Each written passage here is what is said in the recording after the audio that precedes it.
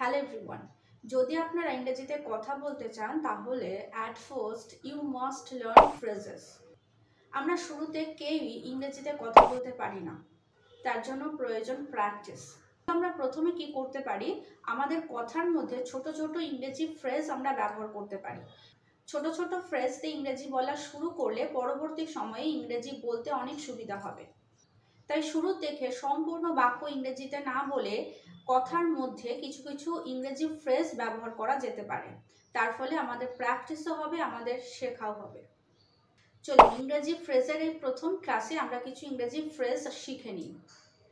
কারোর সাথে দেখা হলে আপনি তাকে বলতে পারেন হ্যালো, হাউ আর ইউ। এটা জিজ্ঞাসা না করে আপনি তাকে জিজ্ঞাসা করতে পারেন what's up, how are things, what's new, how is it going, how is life. How are you এর পরিবর্তে আপনারা এই ফ্রেজগুলো ব্যবহার করতে পারেন। আপনাদের যদি কেউ জিজ্ঞাসা করেন তুমি কেমন আছো, হাউ আর ইউ, এর পরিবর্তে আপনি কি রিপ্লাই দিতে পারেন। সাধারণত আমরা যেটা বলি আই এম ফাইন বা আই এম গুড, কিন্তু এর পরিবর্তে আপনারা বলতে পারেন আই এম সো সো, মানে কোনো রকম আছি। প্রিটি ওয়েল, একরকম আছি। সেম অ্যাজ অলওয়েজ, একই রকম। বা ভালো আছির পরিবর্তে কান্ট কমপ্লেইন, কান্ট কমপ্লেইন। বা কোনো এক্সাইটিং কিছু না ঘটলে বা সেরকম ভালো না থাকলে not so good, not so good. Could be better, could be better. কাউকে ধন্যবাদ জানাতে হলে সিম্পলি থ্যাংক ইউ না বলে কোন কোন ফ্রেজ ব্যবহার করতে পারেন।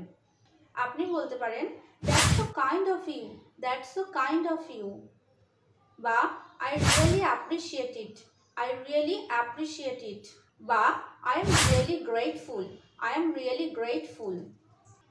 আপনাকে কেউ থ্যাংক ইউ বলল, তার পরিবর্তে আপনি তাকে কি বলবেন।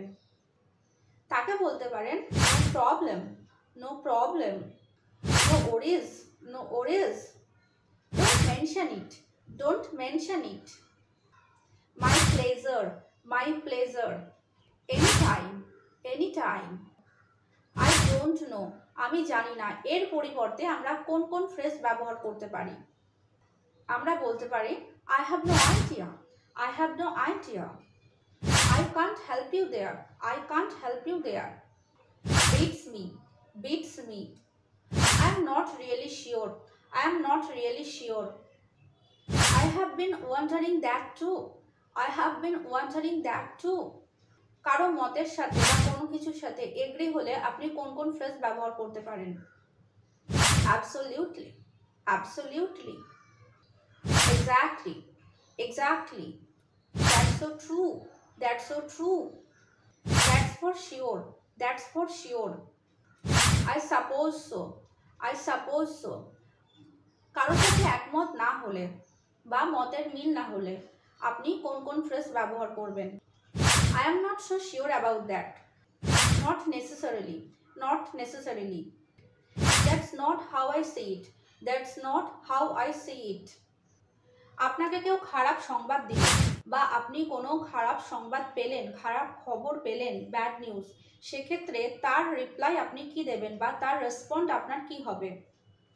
সেক্ষেত্রে আপনি বলতে পারেন oh no that's terrible, oh no that's terrible. কোনো ব্যাড সিচুয়েশন, কিন্তু সিচুয়েশনটি অত সিরিয়াস নয়, সেক্ষেত্রে আপনি বলতে পারেন poor you, poor you. Bad নিউজের ক্ষেত্রে এটাও বলতে পারেন I am so sorry to hear that, I am so sorry to hear that.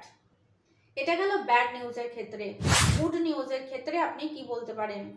Good নিউজের রেসপন্সে আপনি বলতে পারেন awesome, awesome, that's great, that's great, that's how wonderful, how wonderful.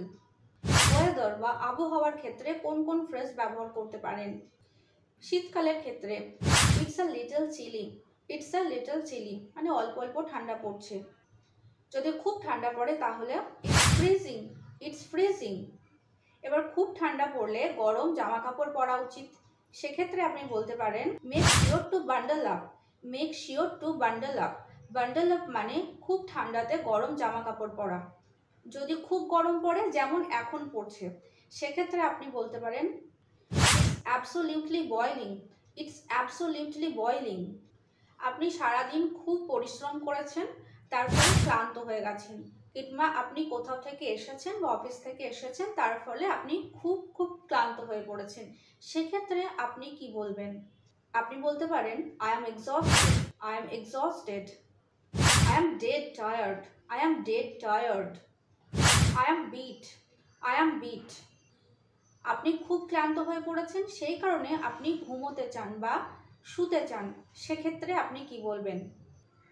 সেক্ষেত্রে আপনি বলবেন I am gonna hit the sack, I am gonna hit the sack. আজকের এই English phrase ক্লাসে কিছু বেসিক ফ্রেজ সম্পর্কে বলা হলো। দেখা হচ্ছে পরের সেশনে নতুন নতুন ফ্রেজ নিয়ে। ভালো থাকবেন, সুস্থ থাকবেন। Thank you.